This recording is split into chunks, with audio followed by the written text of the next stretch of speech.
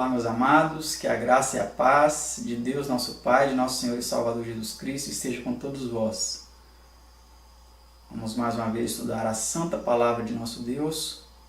O estudo de hoje é o estudo número 57, que tem como título a expiação no tipo e no antítipo. Vamos nos colocar de joelhos para levarmos a Deus uma prece antes de darmos início então ao nosso estudo bíblico de hoje. Pai bendito, Pai eterno, Criador do universo, louvado e agradecido seja o teu santo nome, o nome de seu Filho unigênito, nosso Senhor Jesus. Te agradecemos por podermos mais uma vez estudar a tua palavra e pedimos as tuas bênçãos, Senhor, sobre nós. Venha nos inspirar, nos guiar para que tudo dê certo e nos dar compreensão, Senhor, sobre mais este assunto que vamos estudar, a expiação no tipo e no antítipo. Perdoa, Senhor, as nossas faltas e guia-nos pelo Teu bom e divino Espírito. São bênçãos que te suplicamos em nome do Seu Filho unigênito, nosso Senhor e Salvador Jesus. Amém.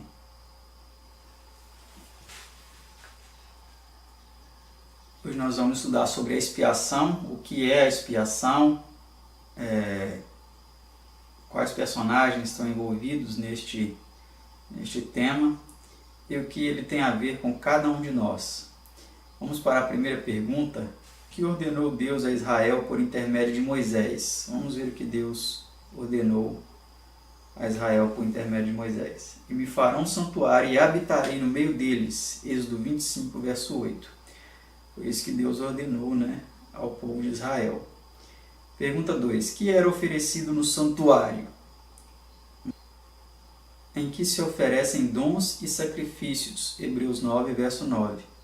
Então eram isso que era oferecido neste santuário, dons e sacrifícios. Vamos para a pergunta 3. Além do pátio, quantas partes tinha esse santuário? E este véu vos fará separação entre santuário e o lugar santíssimo. Então, este véu fazia separação entre o santuário e o lugar santíssimo, que eram os dois lugares que havia no santuário. Lugar santo, algumas traduções dizem, o lugar santíssimo. Pergunta 4. O que havia no primeiro compartimento ou santuário? Vamos ver o que havia, qual era a mobília que havia nesse compartimento. Porque um tabernáculo estava preparado, o primeiro em que havia o candeeiro e a mesa e os pães da proposição, ao que se chama o santuário, Hebreus 9, 2. E pôs o altar de ouro na tenda da congregação, diante do véu, Êxodo 40, 26. Ver também Êxodo 30, 1 a 6. Então nós vemos aqui que no primeiro compartimento, o lugar santo, o santuário, existia ali o candeeiro, com as 7 lâmpadas, a mesa com os pães da proposição e o véu, o altar de ouro, que ficava diante do véu, o altar de incenso. Era um altar de ouro, mas praticamente ele era um altar onde o sacerdote acendia o incenso e o elevava a Deus como símbolo aí das orações. Vamos para a pergunta 5. O que havia no segundo compartimento? Mas depois do segundo véu estava o tabernáculo, que se chama o Santo dos Santos, que tinha o incensário de ouro e a arca do concerto, coberta de ouro toda em redor, e as tábuas do concerto. Hebreus 9, 3 e 4. Ver também Êxodo 40, 20 e 21. Então nós vemos aí que no segundo compartimento, no lugar santíssimo, tinha o incensário de ouro, que na realidade era o que acontecia. O incenso que era acendido no lugar santo, a fumaça ia para o lugar santíssimo, então por isso que ele, em alguns momentos, ele é colocado como pertencendo ao lugar santíssimo também. E a arca do concerto, o que existia nessa arca do concerto? Existia ali as tábuas dos 10 mandamentos, entre outras questões, como o pote de maná, e ao lado da arca também ficava a outra lei, com várias outras leis referentes aí ao povo de Israel, né? E os 2 querubins também em cima na tampa do propiciatório. Vamos para a pergunta 6. Por que nome era conhecida a cobertura da arca? Justamente isso que eu mencionei, né? Porás o propiciatório em cima da arca, depois que houver exposto na arca o testemunho que eu te darei. Êxodo 25, verso 21. Então esse era o nome dessa tampa, né? Que ficava cobrindo aí a arca. As tábuas dos 10 mandamentos ficavam lá dentro. Essa tampa se chamava propiciatório. Pergunta 7. Onde devia Deus encontrar-se com Israel?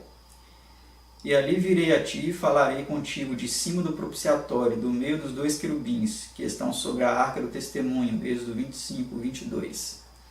Então ali acontecia a manifestação visível da presença do Senhor, que era chamado Shekinah, né? Era uma nuvem gloriosa que pairava ali sobre aquela tampa do propiciatório com a presença do nosso Senhor, né? Pergunta 8. Que havia na arca sobre o propiciatório? Vamos ver aí o que havia. Então escreveu nas tábuas, conforme a primeira escritura, os 10 mandamentos. E virei-me e desci do monte, pus as tábuas na arca que fizera. Deuteronômio 10, 4 e 5. Então nós já até dissemos, né? Mas está aí a comprovação, o texto bíblico de Deuteronômio 10, 4 e 5, que o que havia ali sob o propiciatório, ou melhor, dentro do propiciatório, dentro da arca, né? Abaixo do propiciatório, eram as tábuas dos 10 mandamentos. Pergunta 9. Quando oficiava o sacerdote no primeiro compartimento do santuário? Vamos ver. Ora, estando estas coisas assim preparadas, a todo o tempo entravam os sacerdotes no primeiro tabernáculo, cumprindo os serviços. Hebreus 9, 6. Então, naquele primeiro compartimento, o lugar santo, a todo o tempo o sacerdote entrava ali. Agora vamos ver a próxima pergunta. Quando somente entrava ele no segundo compartimento? Quantas vezes e para que fim? Pergunta 10, né? Então, vamos ver aí a resposta a essa pergunta. Mas no segundo, só o sumo sacerdote, uma vez no ano, não sem sangue, que oferecia por si mesmo e pelas culpas do povo. Hebreus 9, verso 7. Nós vemos aí que no segundo compartimento, ou no lugar santíssimo, chamado lugar santíssimo, somente o sumo sacerdote podia entrar, e uma vez no ano, que era no dia da expiação, né? Não sem sangue, sangue que ele oferecia por si mesmo, pelos seus próprios pecados e pelos pecados do povo. Pergunta 11. Que foram instruídos a fazer os pecadores desejosos de perdão? Vejamos a resposta. E se qualquer pessoa do povo da terra pecar por erro, fazendo contra algum dos mandamentos do Senhor aquilo que não se deve fazer, então trará por sua oferta uma cabra fêmea, sem mancha, pelo seu pecado que pecou, e porá a sua mão sobre a cabeça da expiação do pecado no lugar do holocausto. Levítico 4, 27 a 29. Nós vemos aí qual era o procedimento, né? Era feito esse sacrifício em prol do pecador, né? Que desejava ali o perdão. Vamos para a nota explicativa em nosso estudo, que diz assim. Assim sendo, se uma pessoa pecasse em Israel, violava um dos 10 mandamentos que estavam na arca sob o propiciatório. Esses mandamentos são a base do governo de Deus. Violá-los é cometer pecado e assim tornar-se sujeito à morte. 1 São João 3, 4 e Romanos 6, 23. Havia, porém, um propiciatório por sobre esses santos e justos mandamentos. Na dispensação de sua misericórdia, Deus concede ao pecador o privilégio de confessar os pecados e apresentar um substituto para atender aos reclamos da lei e assim alcançar misericórdia. Então, nós vemos aí, né, qual que era a dinâmica do perdão, da expiação, dos sacrifícios que eram feitos pelos pecadores, né? Pergunta 12. Que se fazia com o sangue da oferta? Vamos ver o que era feito com este sangue. Depois o sacerdote com o seu dedo tomará do seu sangue e o porá sobre as pontas do altar do holocausto, e todo o restante do seu sangue derramará à base do altar. Levítico 4, verso 30. Nós vemos aí o que era feito, né? O sacerdote pegava o sangue, passava desse sangue nas 4 pontas do altar, tinha 4 chifres ali naquele altar, né? E depois o restante do sangue ele derramava a base do altar ali, no solo, né? E ele penetrava na terra. Para outra nota em nosso estudo explicando melhor. Depois de a pessoa descobrir o seu pecado pela lei que requeria a morte do transgressor, primeiramente trazia a sua oferta, confessava então seu pecado enquanto mantinha as mãos postas sobre a cabeça da vítima e assim em figura transferia o seu pecado para a vítima. Esta era em seguida morta no pátio ou parte externa do santuário e o seu sangue posto nas pontas do altar e derramado à sua base. Mediante esse procedimento, os pecados eram perdoados e, no serviço típico, transferidos para o santuário. Então, simbolicamente, esses pecados eles eram transferidos, né, para o santuário, e esse santuário precisaria, então, uma vez por ano, ser simbolicamente purificado desses pecados que para ali eram simbolicamente transferidos. Vamos para a pergunta 13. Diz assim: depois de assim acumular os pecados por espaço de 1 ano, que cerimônia se realizava no 10º dia do 7º mês de cada ano? Vamos para a resposta. E isso vos será por estatuto perpétuo. No 7º mês, aos 10 do mês, afligireis as vossas almas, porque naquele dia se fará expiação por vós, para purificar-vos, e sereis purificados de todos os vossos pecados perante o Senhor. Levítico 16, 29 e 30. Então era essa cerimônia, né? A cerimônia do dia da expiação, no 7º dia do 10º mês, onde o sumo sacerdote fazia expiação pelos pecados do povo. Vamos para a pergunta 14. Como seria purificado o santuário e o que aconteceria finalmente com os pecados do povo? Vejamos a resposta. E da congregação dos filhos de Israel tomará o sumo sacerdote 2 bodes para expiação do pecado e 1 carneiro para o holocausto. Também tomará ambos os bodes e os porá perante o Senhor, à porta da tenda da congregação, e Arão lançará sortes sobre os 2 bodes, uma pelo Senhor e a outra pelo bode emissário. Levítico 16, 5 a 8. Algumas traduções chamam esse segundo bode de Azazel. Então essa era a determinação que era feita, né, para esse dia da expiação. Pergunta 15. O que era feito com o sangue do bode sobre que recaía a sorte do Senhor? Vamos ver o que acontecia. Depois degolará o bode da expiação, que será para o povo, e trará o seu sangue para dentro do véu, e o espargirá sobre o propiciatório e perante a face do propiciatório. Levítico 16, verso 15.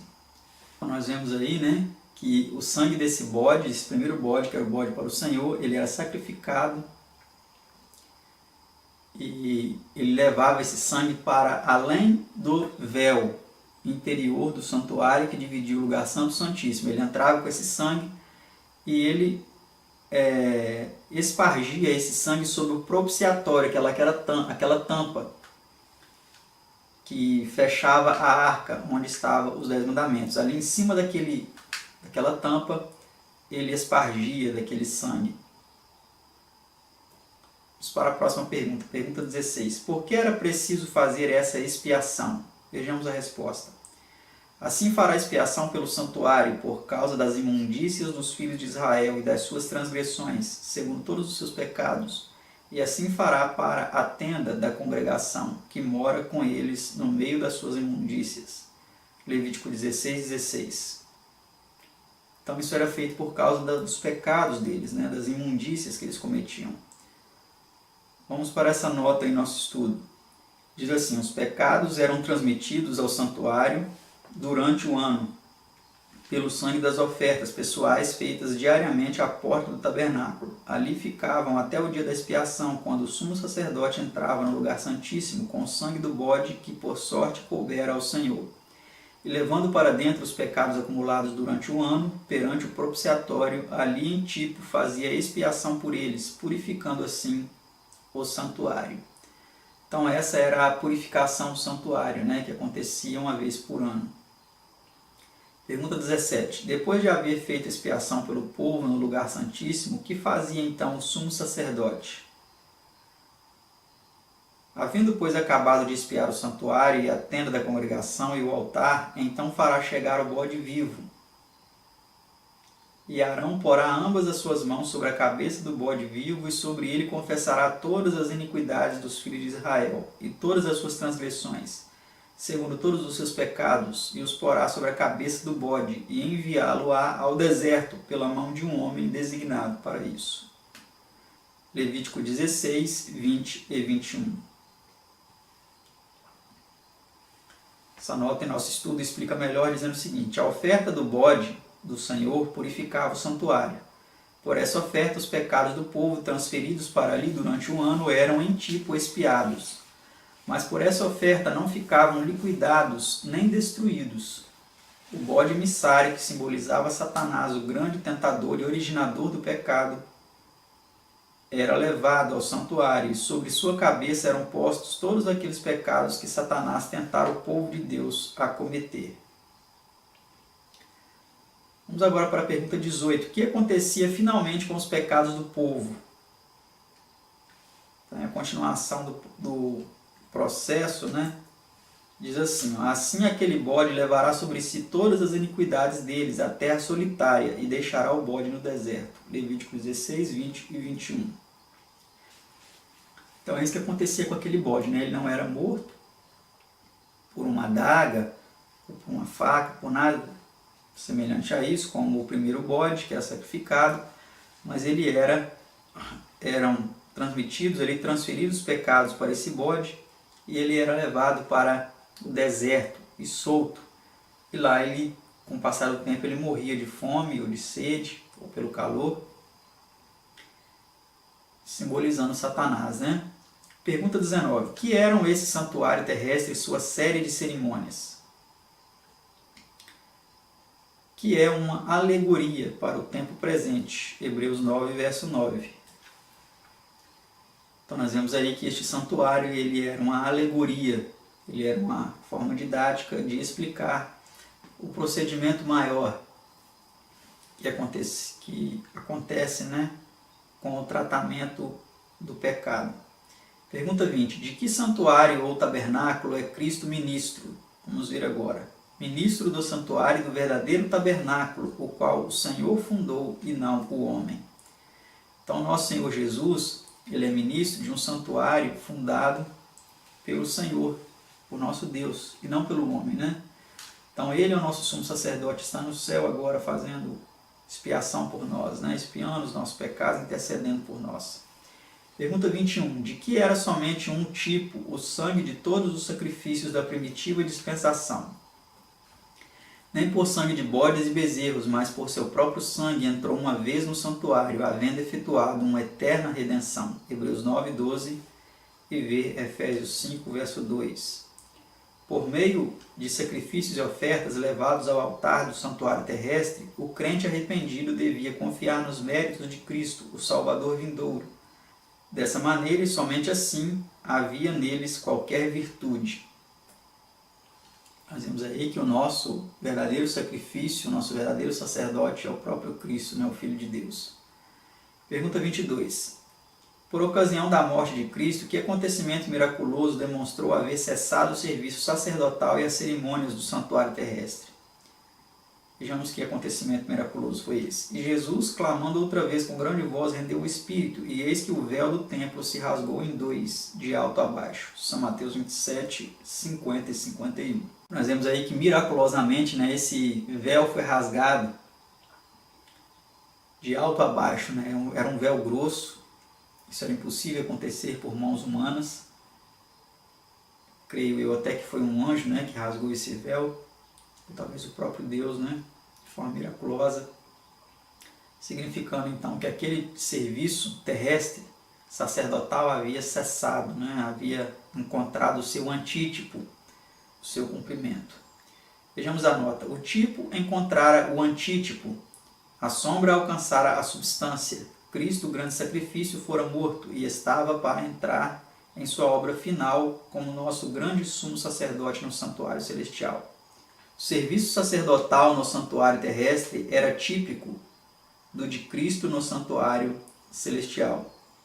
Todos quantos não tinham então os pecados expiados eram extirpados e o arraial era purificado do pecado. O dia da expiação era virtualmente um dia de juízo para Israel, e as pessoas cujos pecados haviam sido expiados estavam isentas de pecado e podiam participar dos serviços do ano novo, do novo ano, puros à vista de Deus. Esse serviço era realizado de ano a ano. No santuário celestial, o sacrifício é oferecido uma só vez, que foi a morte de Cristo, né?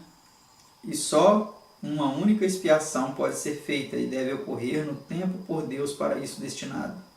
E quando for feita a grande expiação ou purificação do santuário celestial, o povo de Deus estará para sempre livre de pecado e o destino de todos estará para sempre selado. Vê Apocalipse 22, 11.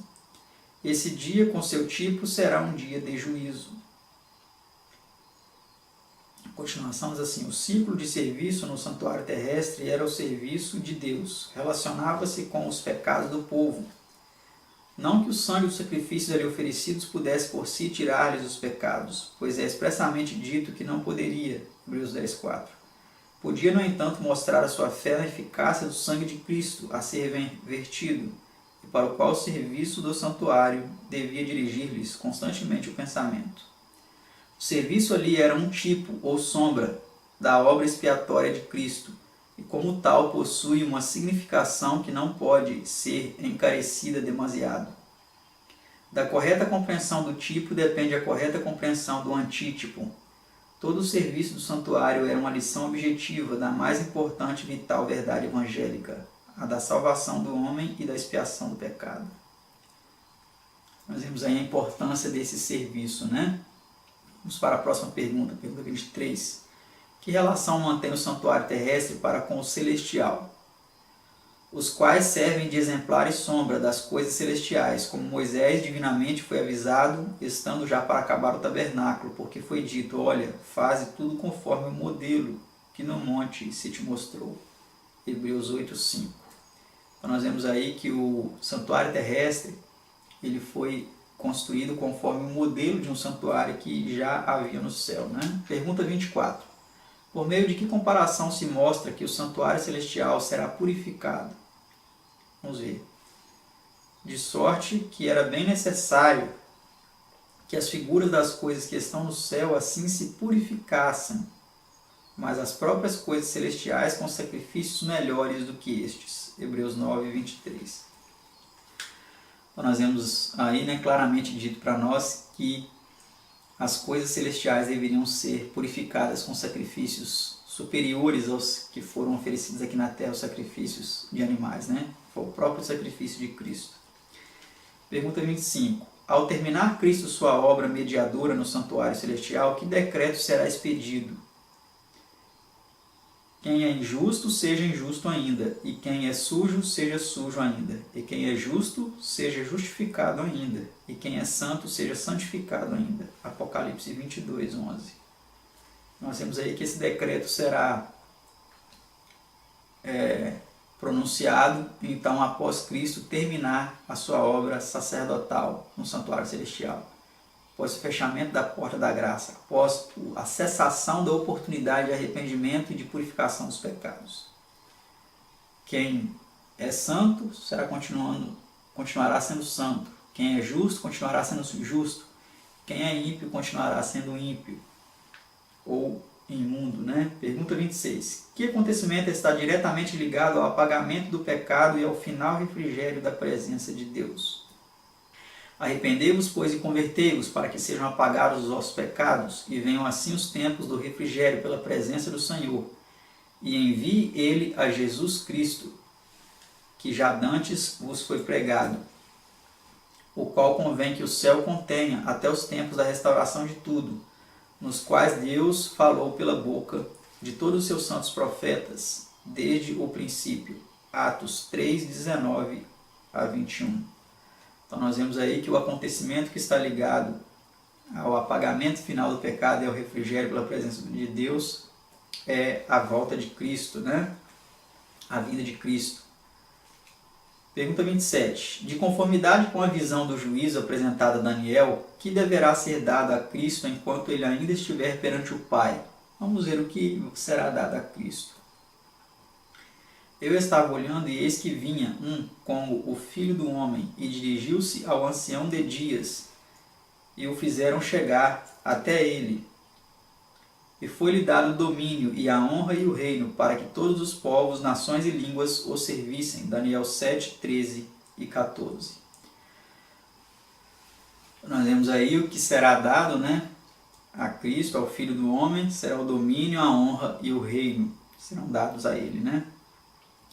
Próxima pergunta, pergunta 28. O que acontecerá quando o Senhor descer do céu? Vamos ver o que vai acontecer. Porque o mesmo Senhor descerá do céu com alarido e com voz de arcanjo e com a trombeta de Deus, e os que morreram em Cristo ressuscitarão primeiro. Depois nós, os que ficarmos vivos, seremos arrebatados, juntamente com eles, nas nuvens, a encontrar o Senhor nos ares, e assim estaremos para sempre com o Senhor. 1 Tessalonicenses 4, 16 e 17. Então é isso que vai acontecer, né? A ressurreição dos justos e a transformação dos justos vivos, né? Pergunta 29. Que declaração feita logo após a proclamação mencionada em Apocalipse 22:11 indica que a obra do juízo estiver em andamento antes de Cristo vir? E eis que cedo venho, e o meu galardão está comigo para dar a cada um segundo a sua obra. Apocalipse 22, verso 12. O serviço do santuário típico cumpre-se perfeitamente na obra de Cristo, assim como o dia da expiação da primitiva dispensação era realmente um dia de juízo.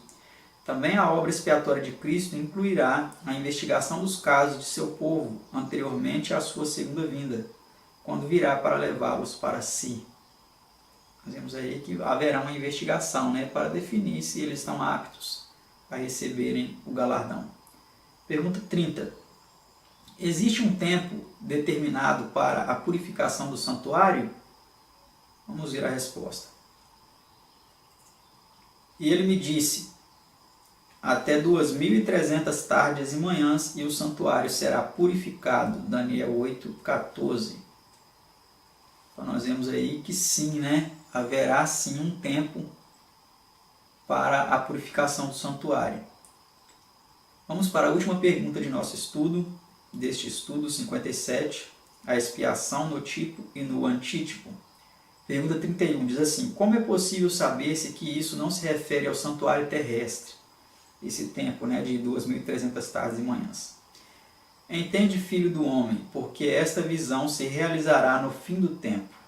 Daniel 8, 17. O período profético dos 2.300 dias, anos, né, estende-se até 1844, ano Domini, ao passo que os serviços determinados por Deus no santuário terrestre cessaram na cruz. Daniel 9, 27 e São Mateus 27, 50 e 51. E o próprio santuário foi destruído em 70 ano Domini, quando Tito capturou Jerusalém. Para a explicação do período aqui mencionado, ver o estudo anterior. Então, no estudo anterior aí, né, nós vimos uma explicação um pouco mais detalhada a respeito deste assunto. Então, nós entendemos aí que o tipo, que eram os sacrifícios ali terrestres, né, encontrou o antítipo, que foi o sacrifício de Cristo, ali na morte de Cristo na cruz do Calvário. Sacrifício este oferecido por você e por mim, para perdoar nossos pecados. Que Deus nos abençoe e até o nosso próximo estudo, se assim Deus nos permitir. Tchau, tchau.